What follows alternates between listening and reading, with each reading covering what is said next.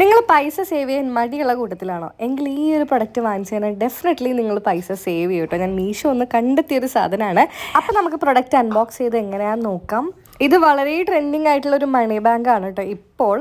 പക്ഷെ നേരത്തെ ഞാൻ വിഷ് ലിസ്റ്റ് ഇട്ട് വെച്ചിട്ടുണ്ടായിരുന്നു. ഇപ്പോൾ ഭയങ്കര ട്രെൻഡിങ് ആണ്. ഇതാണ് നമ്മുടെ ഐറ്റം.